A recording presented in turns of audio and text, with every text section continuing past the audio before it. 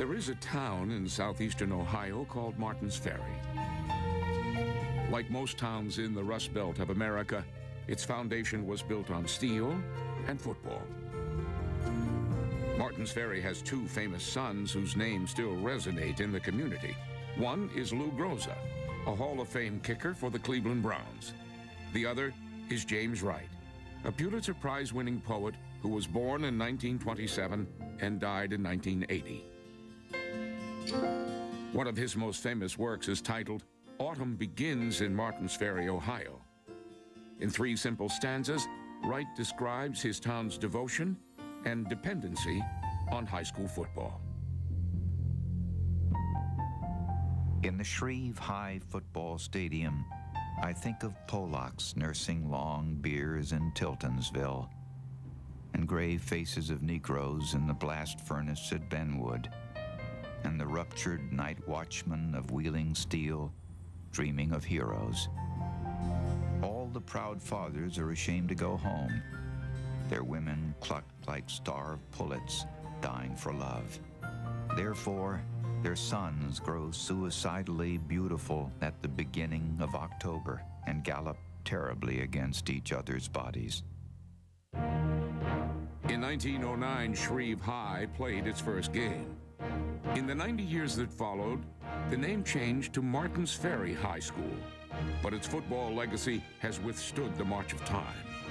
Well, there's been members of our family play, I believe, in every decade in this century.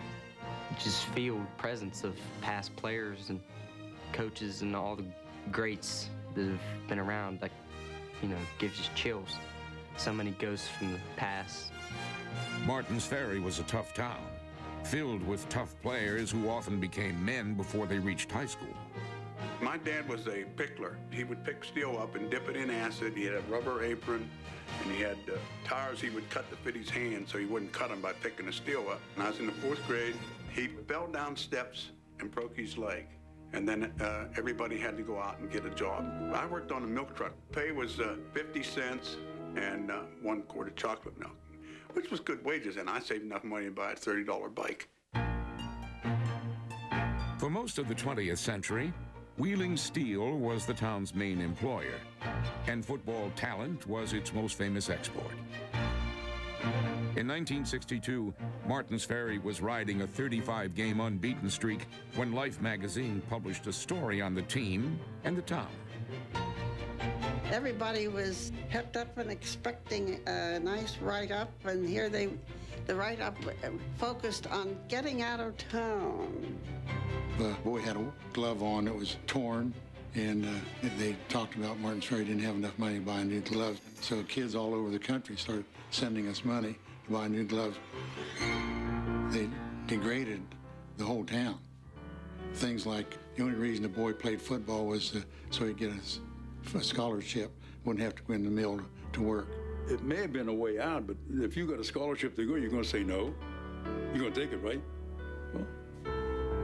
Lifelong residents expected a story describing football as the heart and soul of their town. Instead, the magazine seemed to rip the heart out of the town. It wasn't fair. If I knew the guy today, I'd choke him. By God, I'd give him hell.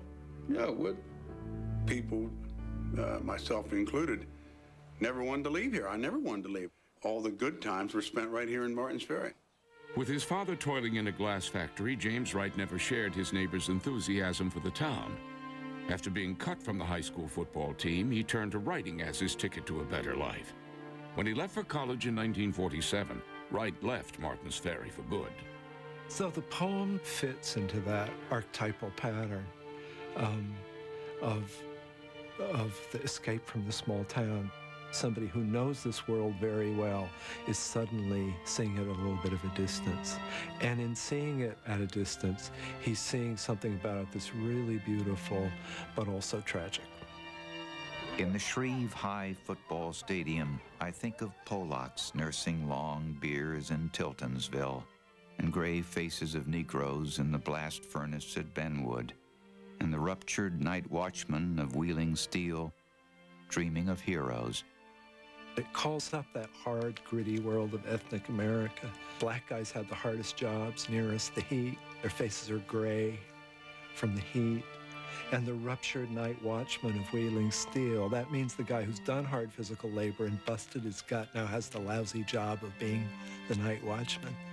They all have tough jobs in a tough world, and they're dreaming of heroes. All the proud fathers are ashamed to go home. Their women cluck like starved pullets, dying for love. We don't all get what we want in life. People fail of their ambitions. They die young. People who love each other screw up, and it fills people with violence and longing. Therefore, their sons grow suicidally beautiful at the beginning of October and gallop terribly against each other's bodies. The poem says, the men work hard at lives that are unfulfilling, in which they can't see themselves heroically. And the women are dying for men who can be men to come and be with them, and these men can't. And the kids grow up feeling that in their bones. It's as if the sons, sensing the frustration of their parents and sensing what their future is likely to be, want to be alive in their bodies right now. And the kids come bursting into this ring of light out of the locker room, and everybody cheers for the young heroes. Let's go, hey. Let's go. Hey, line. 1, 2, 3. Martin's Ferry has had a 90-year romance with high school football. James Wright wrote about his town's love of the game, but he also tried to capture its reliance on it. James Wright felt that football was an all-encompassing fascination for Martins Ferry, overwhelming everything else. High school football becomes the justification for everything else in life. There were a lot of bars in this town at one time, and everybody was in a bar, and that's all they talked about. They wanted to go back to work the next day or the following Monday and brag about their high school team. They still do. Everybody is like a part of the team. It's our boys, our team, our players. Being a senior, you know, you realize that this is it. There's no next year. Putting on the purple, playing at Ferry Stadium. Seniors, you have 12 quarters left on this field. You have 12 quarters left. I'll leave a little piece of yourself out there in each quarter that you play. I guess you basically just want time to freeze, stop.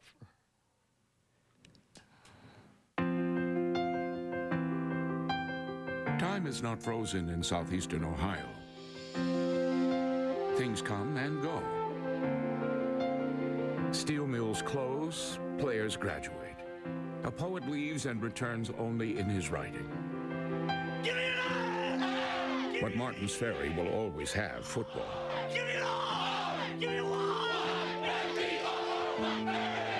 Right now, I think we look around and see that people move away and that the town is having difficulty paying its bills and so on, but we've got a winning team.